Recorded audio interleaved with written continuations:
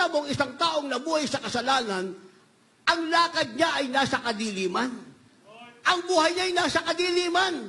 Pero isang taong nasa kaliwanagan sapagkat tinanggap niya ang ilaw, ang kaliwanagan, walang iba ang ating pinakamalapit na Jesucristo, bagamat ang kanyang kalagayan, sabihin natin, hindi financially fit, pero masaya siya, masigla siyang naglilingkod sa ating pinakamamahal na Panginoong Jesucristo.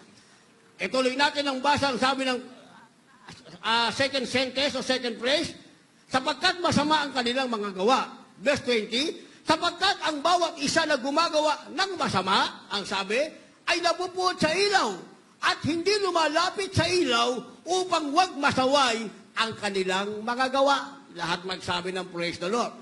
So yung ayaw palang lumapit sa Diyos, mga minamahal, ang sabi, napupuot siya sa Diyos, napupuot siya sa ilaw. Like is God. Ang ating mahal na Kristo